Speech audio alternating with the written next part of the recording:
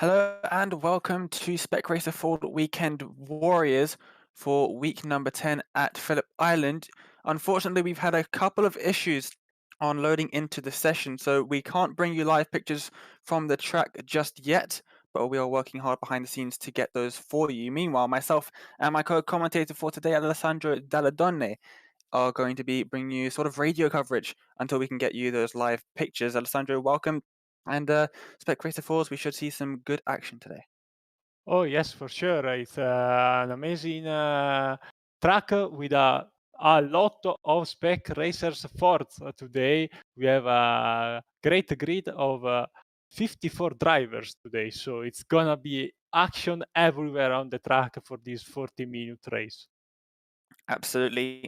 And the pace car has pulled off just a few moments ago. They're about halfway through the pace lap. And it is Larry McLeod on pole position. I believe it might even be his first pole position of the season, at least of the races that I've covered. Austin Winner will line up alongside him in second. Then we've got Rodrigo Duran, Raphael Berbiger, Spec 1 Championship standings leader. We'll get to the standings later on in the day. Then we've got Gorka Iterette, Youngsi Lin, Ken Bately, Alan Schneider, David Bohm, Maurizio Naselli rounding out your top 10. The drivers are coming towards the end of the lap now. The pace car has just pulled in. We are getting ready to race. No, it hasn't. Yeah, I we have are very about limited to. knowledge of the circuit. The drivers have got a couple more corners to go still, but the field is being bunched up by our leader. They're not following the pace car as closely as they could. Pace car has now just pulled in. They are coming around the final corner. We are getting ready to go green. And I'm being told that we have live pictures just in time. We're going green in towards turn number 1. It is a good start from Larry McLeod in the race lead. Winner just behind. They're going too wide, a bit further back. Many cars in the background of that shot heading in towards turn number 1 now. And for once this season, it is not a volcano train heading into turn 1. Into turn 2 they go now. Austin Winner on the back of Larry McLeod. But he is not close enough to make a move. Tricky place to get moves done here at Phillip Island. But these drivers always make something happen. And there we can see Winner very close, only about a car's length separating them as they head through turn 3 in towards turn 4 now, one of the harder braking zones on the circuit. Is anyone going to make a big move? The number 1 car has just made a bit of a lunge down the inside. I think that might have been Naselli going up the inside of Schneider. Yeah, very good start. Only a few issues in the midfield. As I was right talking at the airport, we have a few cars off, but most of the grid running through nicely side by side. With this car, the battles are always very close, and also the slipstream is going to affect quite a lot throughout the lap, especially on the Gardner Straight before coming to one corner, turn 1. It's going to be a very interesting race. Absolutely. Now looking back further down the field, like Alessandro said, huge grid of cars here today, as we're used to seeing in the Weekend Warriors series, which has been going on for many years, I've recently discovered. And you can see now Larry McLeod still leading, coming around the final corner. Is that a poor exit that he's got? No, it's just the draft, the powerful draft of these cars. Winner down towards the inside, the right-hand side of the circuit into turn 1, long sweeping right-hander, and he's got the move done before the braking zone.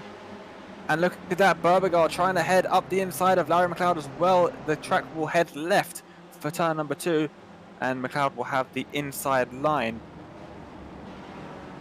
Yeah, great battle here. We have a long line of cars still following each other. It's very hard to create a gap with this car, especially on these very fast tracks, as we see Berbiger trying to look onto the inside of McLeod, and he makes his take still side by side though. That will be very close for the next left-hander. Absolutely. Berbiger trying to go all the way around the outside. He's got to watch out for his 2 Volcano teammates behind though. Itoret and Duran both doing very well in the championship standings as well. Berbiger leading the series with Itoret 3 points behind.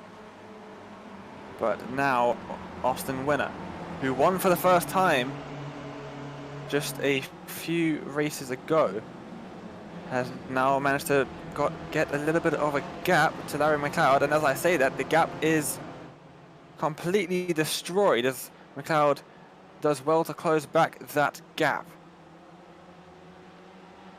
Yeah, Winner is trying obviously to break a bit the draft, but as you can see here, McLeod already coming very close to the bumper of our leader in the 33 car and actually making the pass before one corner. Absolutely, really powerful draft that we have on these cars, and that was a fairly straightforward move from McLeod to get past Winner once again. And about halfway through the season, we headed to Daytona, and the drivers were saying it was silly. They were going much slower than they needed to in towards the bus stop chicane on the exit on the back straight, sorry, at Daytona, because they knew the first person out of the chicane was going to get swamped by the drivers in the draft behind. We saw a very similar thing happening at Monza, and I think we might see a similar thing here today at Phillip Island down that main straight. You can see on the timing tower where the drivers have gained or lost positions. You can see some big movers. I think West and McGill might have just had a little bit of contact. They've both lost heaps of positions, as you can see, dropping down the order. But for the most part, the top 10 mostly unchanged. Naselli's had a good start, started in 9th, and he is up into 6th. And we can see that the top 3 unchanged, although they are racing very closely. Yeah, definitely a lot of position to be gained in the start, especially for the drivers starting in the midfield, as we are still on the battle for the lead with plenty of cars still following very closely. It's gonna be very interesting for sure. Absolutely. And we're just getting up the Spec 1 standings for everybody. And it is Raphael Berbiger. Remember, Spec 1 standings, Spec 1 drivers are drivers with over 3,000 iRating at the start of the season, and everyone else below that in Spec 2. The drivers' numbers reflect that, and the drivers beginning with, or the drivers with numbers less than 200 are in Spec 1. The drivers with numbers more than 200 are in Spec 2. Spec 1 standings on the screen, and of course, Raphael Berbiger on top, 539 points, but Gorka Itoret just behind, 3 points behind. Austin Winner currently in first position, and he is in third in the standings. And we've got Rodrigo Duran, Ferenz Arabian, Daniel Sadro, Andres Bertoni, David Bohm, Ian Haycox, and Jeff Fritcher in 10th. Then in Spec 2 standings, we've got Antonio Race dominating this season, with Bob Kern in second, 104 points behind. Only 2 points behind him, you have to go to find Maxime de Thomason, then Miro Hasky, Kenneth Bately, Yuri Cox, Simon Mayer, Jeff Jacobson, Paul Jackson, and Ian Gibson in the top 10 of your Spec 2 standings. And whilst we were looking at the standings, Winner got ahead of McLeod, and McLeod had no defense down the straight once again.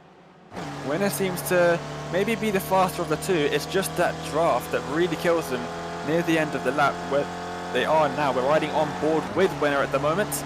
Looking back at McLeod, and you're going to see the power of the draft. Look at the closing speed that McLeod has in that 133 car. Yeah, it's incredible how the draft is affecting these cars. It's definitely keeping the field very close together, and it's gonna definitely shape up a great battle, especially before the pit stop. Maybe after the pit stop we might see a bit of a much more spread out field. it's gonna be interesting to see also how the strategy is gonna play out for this leading group, because coming together obviously might mark the guy in front and behind you and make sure he doesn't get by, but at the same time, we have a Oh car, dear, it's Naselli, I think, it Maurizio Naselli. is. And I wonder if there might have been a bit of contact there, or if he just lost it on his own, putting down the power. These cars don't have the most power in the world, but we have seen multiple times over the course of the season drivers dropping it on the exit of corners. Let's see what happened here then. He's got the Volcano car, I believe that is Gorka Itivrek just ahead of him. And Rodrigo Duran behind. There is contact. He's very slow, bogs down on the exit, and just gets collected from the unexpected driver behind. He lost quite a few positions from that, and he finds himself back down in 9th where he started before gaining all of the positions in the first few laps. Seems like he missed a gear there, and got a little bit of help by the guy behind.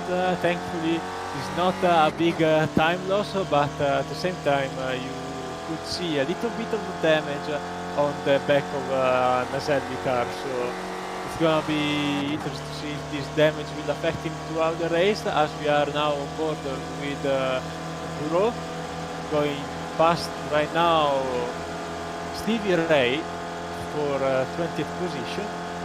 Now we will have Clean Air in front. It's not gonna be easy to recover 4 seconds to Sorel in 19th, obviously without the draft, but if he has the pace to do that, it's gonna be definitely very, very important. Absolutely. Oh, that's a bit wide from the 91 machine. I believe that was a good move. There we go. Taking advantage of that is now the 308 car. Trying in the Spec 2 class, of course. Trying to make his way through, and he does successfully. Now looking down the inside in towards turn number 4 they go. Oh, it's very loose, and the 91 car is around. Yeah, he has to be really careful, wait now for this group to go, and now he should go. There we go. Great rejoin, wait for everybody to come by, and now he's back on track for the 91 James Tibor. 32nd place, he definitely lost some time, but it could have been worse for sure. It definitely could have, yeah, definitely. Trying now definitely to make some places after that mistake, but we have a look now still at the front of the pack with Winner and McLeod that will be probably swapping position again on the Gardner Straight.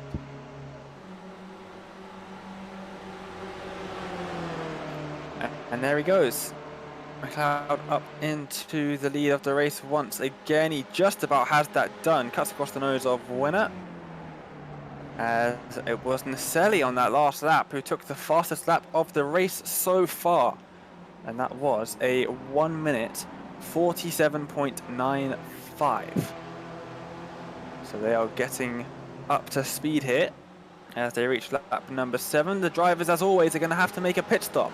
And we believe the fuel window to be around about 28 minutes long, which means the drivers could potentially pit on the next time by and make it to the end if they fuel up enough. Now that is always plays into the strategy of the race. We've seen the Volcano drivers usually pitting first, and they all pit together. And then the drivers such as Austin Winner, I believe, and when he's at the top of the field, Antonio Race currently down in 16th, but he normally leaves it to the very end to make his pit stop. And we've seen that the pit stops play into the strategy of the race a lot, especially at draft heavy circuits and at a circuit where it's pretty difficult to get ahead of someone sufficiently to actually stay ahead. This could play a very crucial role in the race. Yeah, absolutely. It's gonna be interesting to see who is gonna try to take chances early, especially since also traffic is gonna be an issue with such a big grid, both for the leaders and also for the drivers who decide to pit a bit earlier, because they inevitably gonna hit some slower cars after. We have Steven Nelson in the pit road right now in the 56 car from around the top 10.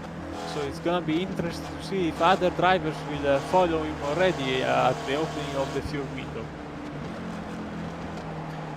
Absolutely, you can see Raphael Berbiger, or you could hear rather, that he was lifting down the main straight. He didn't want to get involved in any 3 wide or even 2 wide action through turn number 1.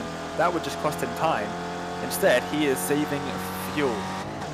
And that is something that you can do very effectively in these cars because the draft is so powerful. And it means that you can take less fuel at your pit stop, which means your pit stop is shorter, which means you gain time on the other drivers, which is why drivers tend to save fuel quite a bit. You don't tend to see too many overtakes being made for position unless they are very draft heavy moves, like we've been seeing pretty much every lap, back and forth between winner and McLeod. So in the second half of the race, once everyone's made their pit stops, then the racing becomes a little bit more feisty between the drivers. But for now, they are saving fuel behind these lead 2 drivers of Winner and McLeod, the 233 cars. Yeah, I think this is definitely the strategy to go play it safe at the start. Just make sure to make the cut to stay with the top group, but it's something that Maurizio Naselli, for example, is struggling to do because he did indeed score the fastest lap of the race last time by, but this lap in the first sector he made a big mistake and dropped a lot of positions. Now he's back to 15th place. And that is Antonio Race into the very tricky pit entrance here at Phillip Island in the number 700 car, backwards 007. And he is currently Spec 2 standings leader. We're used to seeing him up closer to the top of the overall standings in these races, but obviously not enjoying Phillip Island as much as he's been enjoying the last few circuits. And he pits and comes out in 28th, I believe it was. Yeah, he's right now coming out of pit road, but here we are for the fight for 10th position with Ian Acox and Jeff Fritcher in the 43. Then Sador closing up the little group. They're very, very close, but Jeff Fritcher doesn't make his way through on the airpin there. They are 8 seconds behind the leader. They lost the draft. This is gonna be a big issue for this group of drivers, as obviously, as Dane was pointing out earlier, fuel is a big concern around here, but also for slower drivers, getting that draft can mean a lot for their race.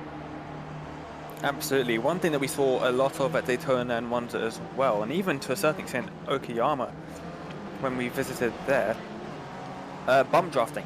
These cars are pretty hefty. It's quite difficult to damage them enough that it actually affects you. As Duran heads into the pit lane, the first of the top few drivers to head into the pits. He's done that all on his own, which is a bit unusual. They normally all, the Volcano team, Berbiger, Iseret and Duran, all pit at the same time. That's another car into the pit. That is the number 5 of Adam Bradshaw. But as I was saying, bump drafting, if the drivers in that second pack really work together and bump draft, they could easily make their way up to the top pack of cars because they're all stuck there behind the lead 2 cars who keep swapping positions. They're fuel saving. They are not going to be too concerned about a couple of drivers bump drafting up to them. Yeah, absolutely. They have to work together, but as you know, the bump drafting is not that easy and can go easily wrong. So it takes definitely a lot of experience and practice to get the bump drafting going really well without having to make mistakes, because it's very, very dangerous bump drafting. It definitely is. We've seen it far too often. If you remember back to the winter of this year, or spring you could say, the Team Redline events that were hosted, Max Verstappen and Lando Norris having a couple of issues with bump drafting, I believe, at Daytona. They found that bump drafting doesn't work too well in GTE cars, but it works pretty well on Spec Racer Ford. And we are just nearing towards the halfway point of the race. 18 minutes gone, and quite a few drivers have made their way down into the pits. Austin Winner's going to take his mandatory wave around of Larry McLeod. Is Berbiger going to have a look this time by? No, it doesn't look like he will, but these four closer than ever at the front, and just behind Yang Lin and David Boehm as well, not too far behind them. This is still very much race on between all of these guys here. Yeah, definitely. Oh dear, that is Gorka Iterette. The 41 car has spun, and he's going to lose a lot of time from that. Let's see, did he get a little bit of help? I don't think so, he was all on his own. It looks like he just maybe got onto the grass on the outside. Pushes wide, bang, there he goes, touches the grass on the outside. There is no way that he could have saved that. Has to do a little bit of donuts in the grass on the outside there to get back going, and he is now down to 13th. Yeah, very costly mistake there. It's so easy to get this car to drift wide, not a lot of aerodynamics, and as soon as you hit that green grass or the sand, there's no way of recovering the car, absolutely. This track is very difficult, because if you make a little mistakes, there's not a single run of area. You are going straight for the grass, and it's impossible to stop the car, so you need to be always very concentrated and not make a single mistake, as we are still watching the battle for the lead with a winner 4 tenths ahead of McLeod, but I guess this is gonna be changing very soon. We have Berbiger hitting pit road. Yes, he does. Is McLeod going to be close enough to make that move back up into the lead, though? That's interesting, as the driver heads right out into the pretty dangerous pit exit. McLeod not able to get past, but that was interesting from one of the drivers, probably a lapped car, heading out of the pits. There are 2 pit exits here, of course, at Phillip Island. One very long one that takes you all the way around the outside of turn 1 for the exit, and one that puts you straight onto the racing line, and that's the one that driver has chosen, and it's very dangerous. Yeah. And I think it's normally recommended to take the outside one, but halfway through the race then, and it is time to thank the sponsor of the Spec Racer Ford Weekend Warriors Series, and that is 42 Stitches. For full service custom apparel decoration, check out 42 Stitches. They specialize in embroidery and heat transfer and can take your idea from sketch to finished product. Everything from shirts to hats to masks and gaiters. Check them out at 42stitches.com or shoot them an email at info@42stitches.com to get your project started. 42 Stitches has you covered, and they have the Spec Racer Ford Weekend Warrior Series covered as well, so big thanks to 42 Stitches for sponsoring this series. Time we see here Wang Qilin, Chinese driver in the 30 car, trying to make his way up. We don't have a lot of cars that have still to pit. Most of the field has been already through pit road.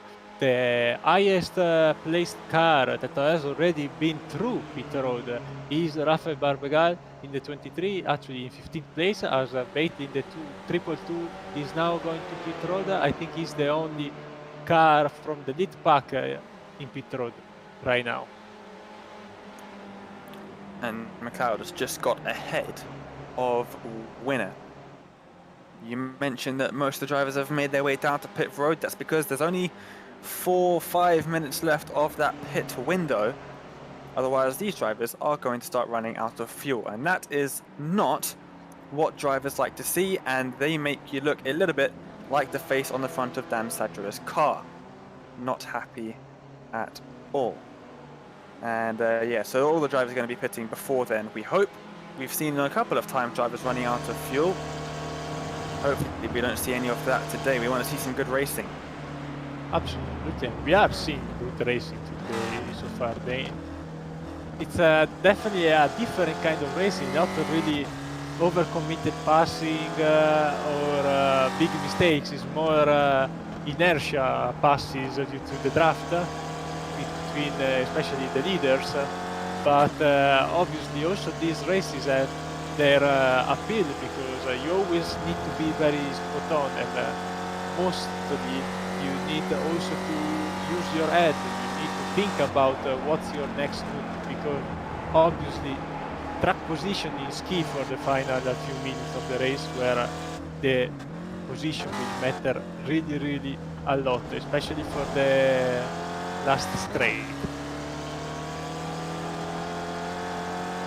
Absolutely correct there. Still riding on board with Sadra. Who's going to head into the pit? That was Haycox, I believe. Yes, it was. Haycox into the pits then. Very tricky pit entrance. You talked about the grass surrounding the track, and it surrounds the pit entrance as well, except the pit entrance is quite considerably more narrow. So it's probably a common theme here at Phillip Island for drivers to end up in some kind of barrier when heading through in towards the pit lane. This is Naselli, right on the back of Gorky Tourette, who was the driver who spun at turn 2 just a few laps ago, and he has now got Naselli on his rear. Let's see, are they going to try and go 3 wide here? Naselli wants to. I think he does. Both of them get past Bailey, and they are going 3 wide. They've got a lap driver ahead of them. Oh, 4 wide. Naselli waiting until it was very late there. I don't think that was a lap car. I think that might have been Ian Haycox coming out of the pits. Yes, indeed. That was very much for position, but that was a very late maneuver to get around him from Naselli. Yeah, absolutely. That was a very aggressive move. Somehow we have a touch there between the drivers. The 2-2 of Bailey has to slow down a little bit. That was a very great pass by the German driver. Him and Gorky Turate are both on the comeback after making early mistake. Ooh, we have a spin of the 56 car and the 222 gets collected. Cam Bailey, unfortunate. We are now back with the lead pack. They have to pit next time by, Dane, I guess. Yeah, I definitely expect so. Let's see what happens. Oh, there we go. 56 is around, and Bailey has nowhere to go, and is that Antonio Race in there as well, potentially. A little bit of a tap to the driver of that black and gold machine. I think it was Antonio Race. Yes, and just being confirmed. Now, who is this? David Bone. Up into second. He was in 6th just a few laps ago, and he's now made his way up into 2nd. We're expecting most of these drivers to have to pit when they reach the pit lane next time by. In fact, all of them will have to pit. There's no ways anyone manages to. Maybe you can get one more lap due to the fuel saving on this track. I think you can really push fuel saving a lot if you stay in the draft all race long. But for sure they will have to pit this or next time maximum. But we will see just in a few seconds, as winner is still leading. But we have also lower traffic in front. This is something also the leader has to be concerned of. Absolutely. Leader currently is Austin Winner, and then it is Bo McLeod and Yancy Lin in that top 4. Yancy Lin all over the back of Larry McLeod. And into the pits goes Winner. Bohm doesn't. Neither does Lin, but I think McLeod did as well. Yes, he did. So 1 and 3 into the pits. Bohm and Lin stay out. Now, there's no pit speed limiter on these cars, so drivers have to watch their speed as they head through the pit lane. And now let's see. McLeod was behind Winner more than Winner was behind McLeod, I think, so they might have done a bit more fuel saving. McLeod, that is. So we'll have to see where is he going to come out. Raphael Berbiger was in 3rd. He's coming around the final corner now. Winner into the pit exit.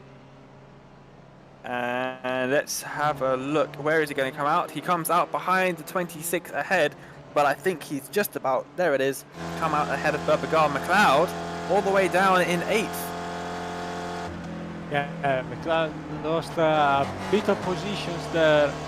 He's now a few seconds behind winner Berbiger.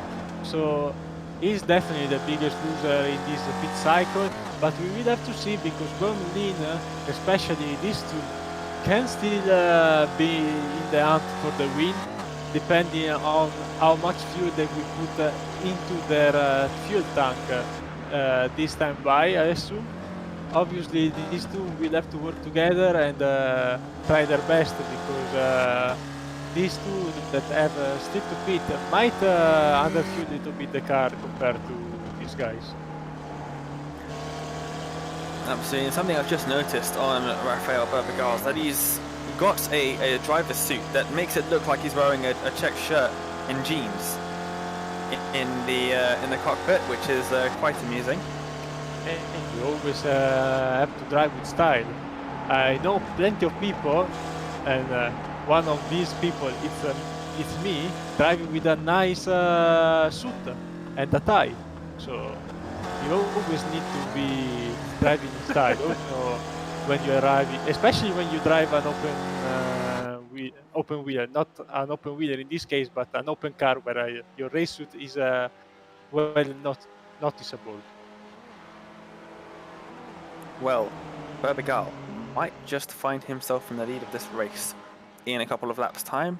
What has happened to Larry McLeod? Maybe he's done a bit of fuel calculations that weren't quite right, or he's just very heavy on the fuel usage. We won't know. Or maybe everyone else is fueled too little. We don't know. It was about 6 seconds longer, McLeod's stop, compared to winners, so it was quite a long one. Yancy Lin leads the race still by about 27 seconds ahead of Bohm. In fact, Bohm has just come out ahead of winner and Berbiger. He's jumped them both, and he's already pitted. I told you, underfueling a little bit the car now is in front. He won't pull away because they are straight behind him, but he got track position. Now it's gonna be interesting to see what Yuan Chudin will do, because if Bohm came out to the pits in front of these two, the Chinese driver could even go further compared to the German. So we will definitely see it this time by, because it's been 31 minutes and the fuel window was 28 or so. So Lin now it's pit road. So let's keep an eye on this lead pack and see where the Chinese driver will exit pit road. It's a very late pit stop for Lin. He must have done quite a bit of fuel saving, or just been very good on his fuel, because that's a good 3 minutes longer out on track than we were expecting, what we've seen so far in this Spec Race for Weekend Warrior season. Because of that, I would expect his pit stop to be fairly short, but there he is. You can see on that onboard shot, you could see him leaving the pits. He is not going to come out ahead of them. There they all go. He will stay in 4th though, because Duran is a lot further behind. There he is, all the way down, a few seconds down the road now. But that's interesting. Lin, despite all of the fuel saving he managed to do, wasn't able to make up time in the pit stops. Yeah, slow stop for Lin. He done a 12.1 pit stop. Instead, David Bohm in the 1-2, he only stayed sitting in his pit stop for 9.7 seconds, so it's almost 2.5 seconds different, which is actually almost the difference between being in the main group and where he is now. So a very good strategy by Bohm. Lin probably didn't really made a great calculation, or probably his fuel was set for a normal lap without saving fuel. I don't know. It is definitely going to be interesting to ask if he will join us in the booth later after the end of the race. Definitely. Top three still separated by half a second. But we are looking down a bit further through the field. This is Fritcher on the back of Haycox for 11th and 12th. Both Spec 1 drivers, both giving they're all out on the circuit at the moment. Oh, and a bit further back, big lockup from Dominic Barreau, the Canadian, in the 108 car, just behind Stevie Ray in the 11 machine. And further back, we've got Gorka Stubb just behind Simon Mayer. Now, Simon Mayer is one of the Spec 2 drivers. Gorka is well into the Spec 1 category. Oh, this might be interesting. Debek on the back of Sadro. This is for 7th and 8th. Yeah, great battles overall. We have always little groups throughout the entire track, fighting for position, as we see here.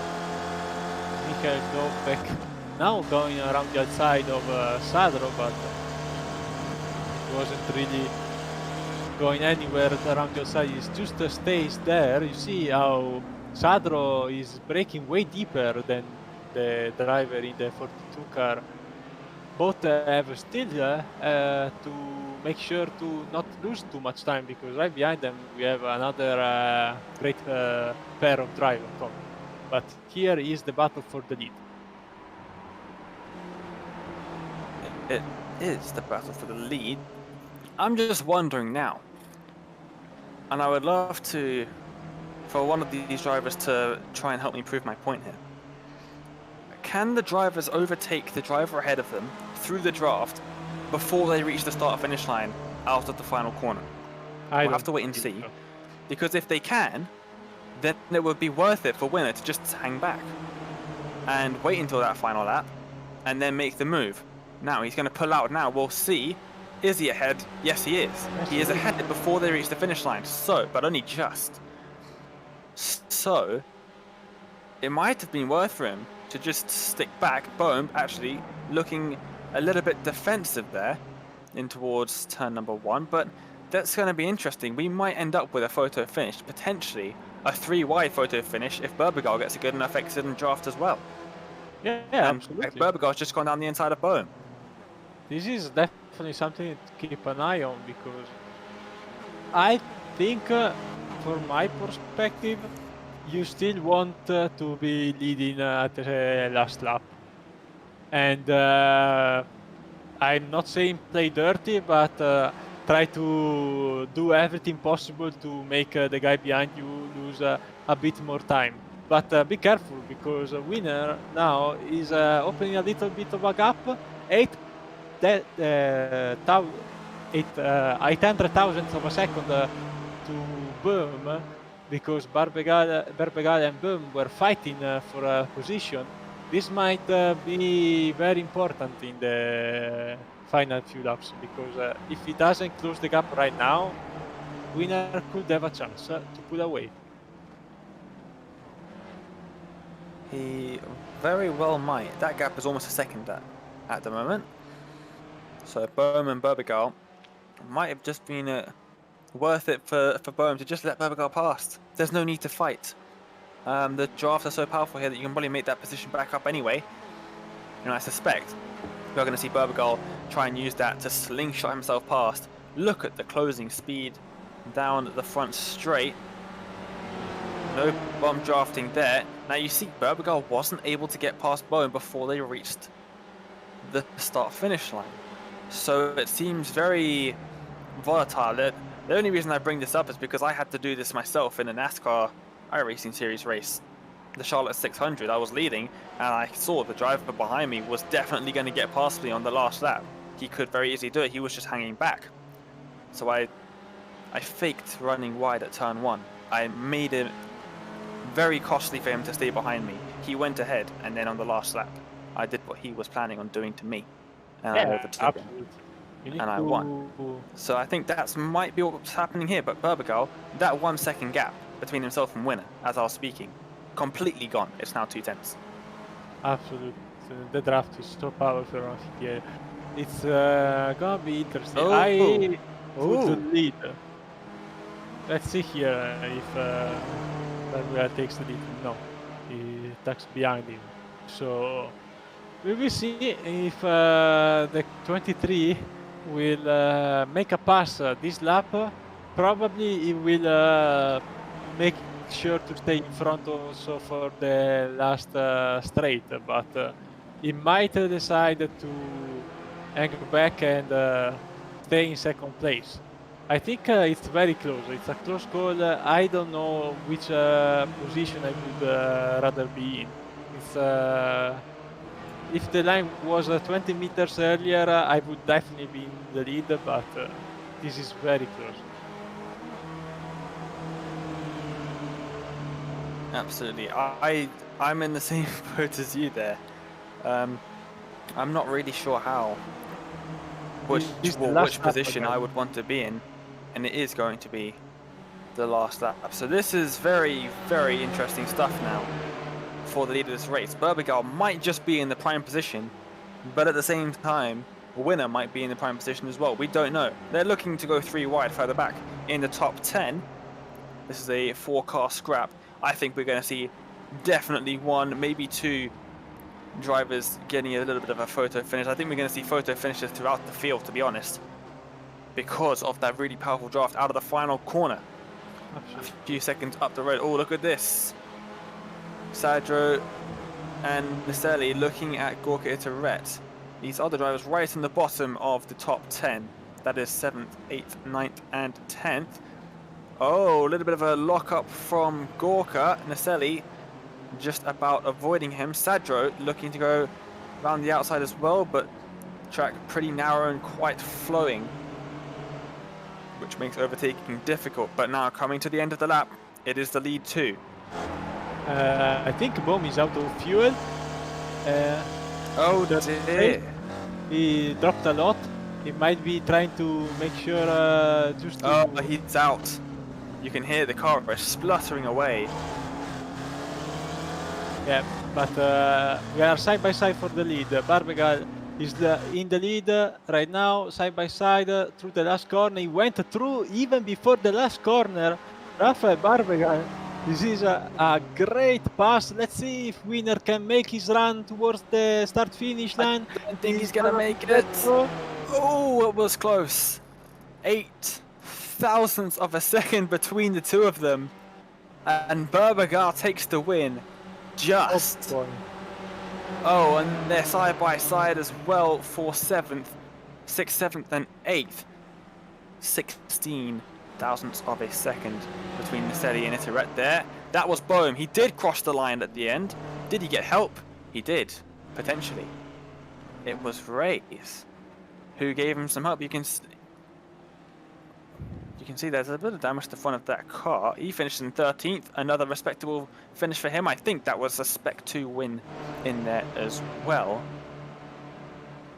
And lots of drivers finishing now. We've got, once again, a 54, I believe, car grid for this race. It's a big one. We're going to be here waiting for the drivers to finish for quite some time. More drivers crossing the line. Very, very close indeed. 2/10, 5/10 between some of the drivers there. But it was Raphael Berbiger who won. Just bided his time and very interestingly took that position before the final corner. I wasn't expecting that, but it was the right decision, it seems. Absolutely, I was surprised too, because I didn't expect him to make a move such early. In fact, it almost came back to him, because Austin Winner almost got him on the start-finish line right at the end.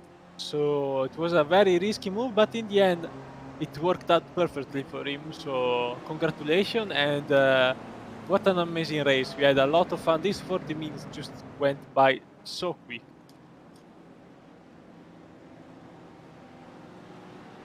We are waiting for the last few drivers to cross the start-finish line to give you then the classification for today's 10th round of the championship here at Phillip Island.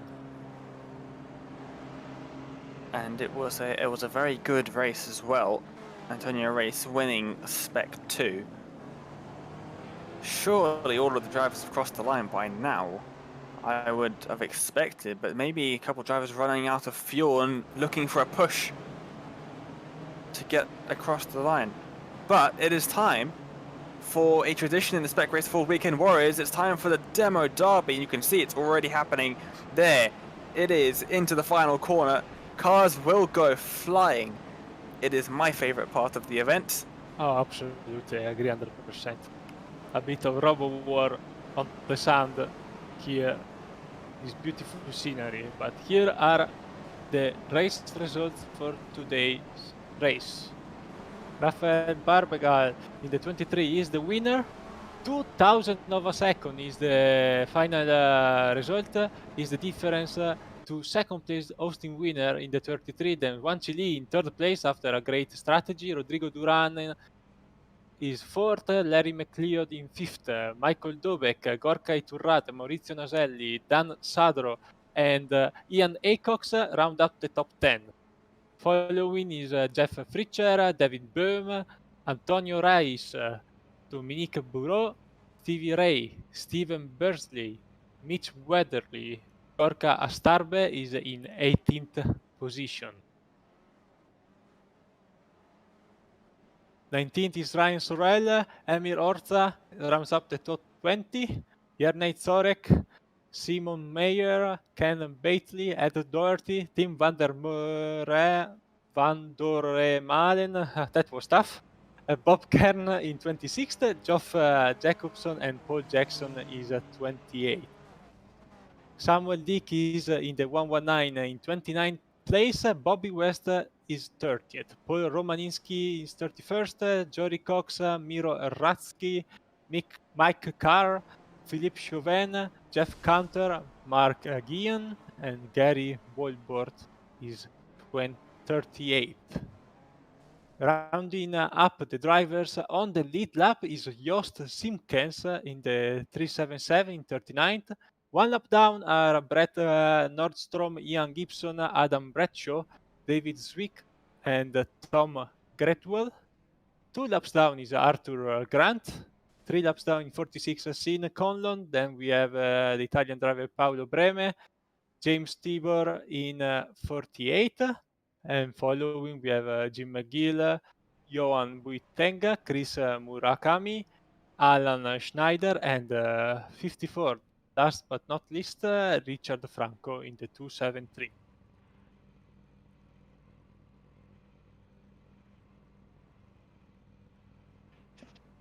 I Well, think then we can start our interview procedure with our second place car driver. yes, we don't have the race winner, but we do have a winner of a different kind. We've got Austin winner. He finished in second, and he joins us now on the interview room. Austin, welcome. Not quite a winner today, but it was very, very close at the end there. Yeah, it was a lot of fun. I think I tried to play the game a little bit too much. I intentionally messed up that last sharp right-hander so that he would have the lead, and kind of favors whoever's in second because you draft past before the start-finish line here at Phillip Island. And I just played it a little bit too much and didn't get back on the gas fast enough, and I think I was 2 thousandths behind him. Absolutely, it was very, very close at the end there. We thought that Berbigal just made a move into the final couple of corners there, which surprised us a lot. But now that you say that you let him pass intentionally, that makes a bit more sense. I think I probably would have done the same thing. I don't think I would have liked to be leading into that final corner. I think that would be very stressful towards the start finish line. But almost paid off for you, but not quite. Second place, still very good for you. And I believe you were sitting in third in the Spec 1 standings, and your rival for second, Gorka Tourette, didn't fare too well. So it's a pretty good result for you. Yeah, it sounds great. I didn't look at how Gorka did, but that's good news for me. It certainly is. Now, it was a pretty I wouldn't say boring race, but you and Aaron McLeod swapping positions back and forth throughout the first stint. And then after the pit stops, did you underfuel the car at all, or did you fuel so that you had enough fuel at the end without having to do too much fuel saving? I had no fuel saving after the pit stop. I think I finished with 3/10 left, so I could have undercut it just a bit more, but I don't think I would have pulled away from the draft with Raphael there, and then David would have battled me. He came out of the pits faster than I did, but I think he underfueled and ran out. He did. He did run up right at the end. He did manage to get across the line, though, I think with a bit of help. And yeah, he finished down in 12th, unfortunately for him. But good job for you. Do you know which circuit we are heading to next week? Very unprofessional of me, but I cannot remember for the life of me. I believe it's Alton Park, and I don't Oh, recall if I've ever raced there. If I have, it's been years ago, so I got my work cut out for me this week. Alton Park is a very interesting circuit. I did a race there yesterday, a league race there, and that's one of my favorite circuits of the UK circuits, at least. That should be a good one. I'm looking forward to that. And you say you've never driven there. Well, if you haven't, you don't have to buy it because it's just recently gone free at the start of the season. So that's a positive to look forward to for next week. But I'm really looking forward to that. And yeah, I'm hoping that you can do pretty well there as well, so we can have you back in the interview room. That would be good. Yeah, I hope to be here next week. Thank you. Before we let you go, Austin, would you like to give a shout out to anyone? Yeah, it's Thanksgiving here in the States, so I just want to say happy Thanksgiving to my friends and family who may be tuning in. And thank you guys for putting this on every week. Appreciate it. Well, it's our pleasure. Thank you, Austin, for joining us, and hopefully we'll see you next week. Thank you. Well, it was good to hear from him there, and we've got, I believe, Alessandro, we've got Spec 2 race winner joining us. Yes, indeed. Let's see if Antonio is with us. Antonio, are you there? Hey, hello. Hello, Antonio. A great race for you today. I saw you started in the midfield and you carved your way through till 13th place, getting the win in Spec 2 today. Good job. Oh, thank you. Yeah, I was kind of recovering. I was a little surprised when I saw myself on 13th position.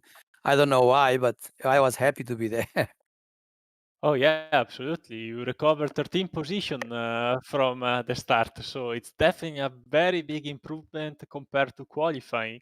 So talk us through your race. How did you approach the race? I think it was definitely a very interesting and entertaining race from the start with such a lot of cars in front. Yeah, really is a race that I was not expecting to be that high, 13th position. I was a little wondering because I'm always very bad on this track. So kind of I was just crossing fingers to go and not crash.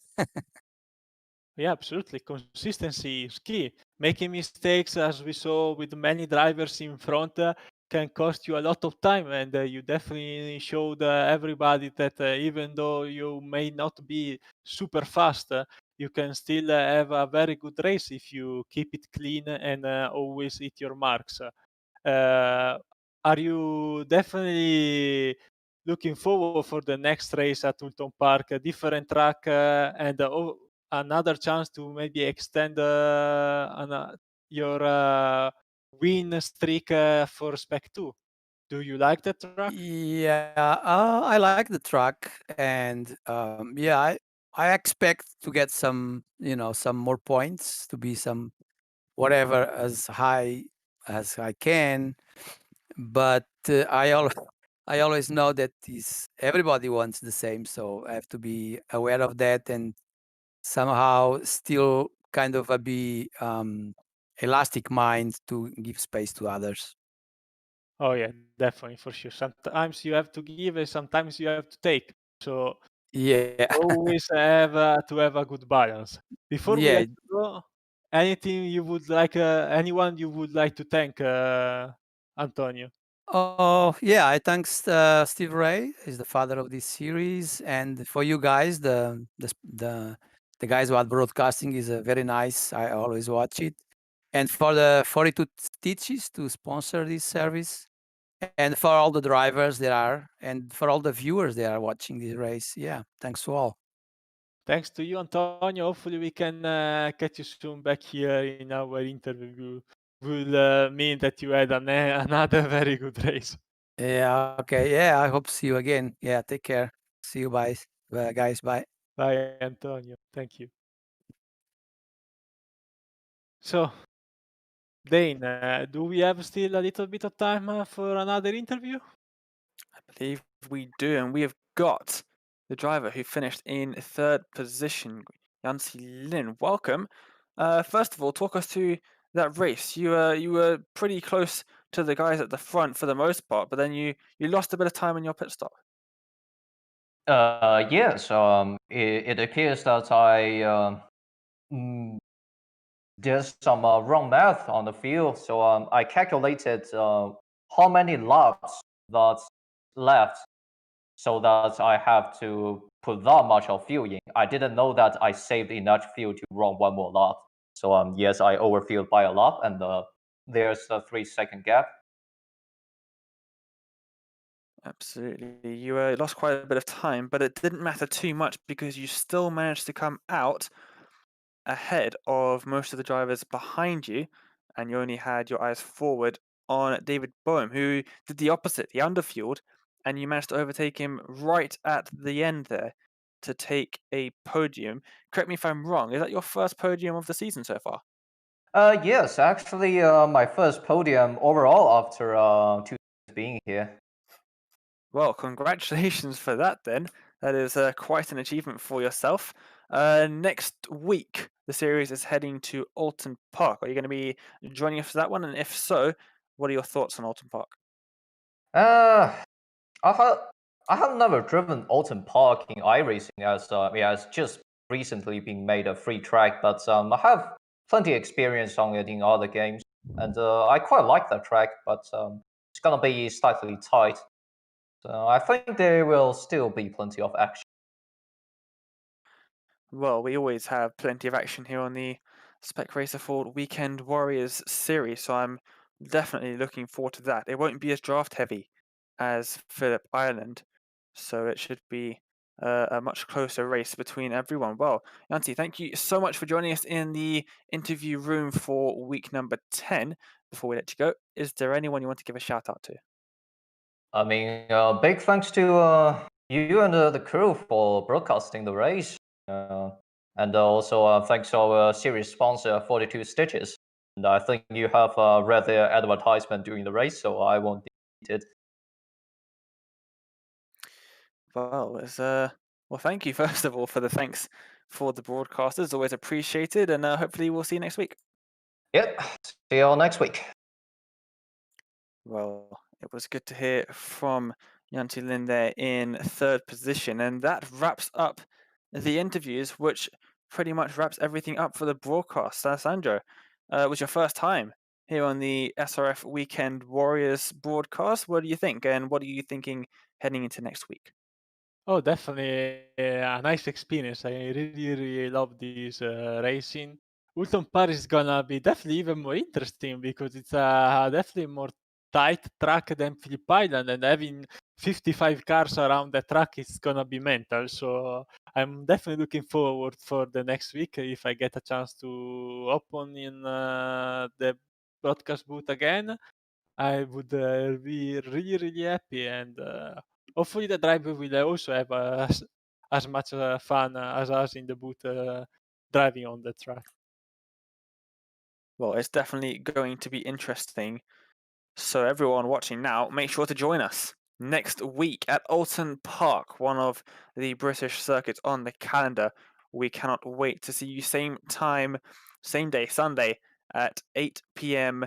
GMT. We'll be back live for week number 11 of the SRF Weekend Warriors presented by 42 Stitches.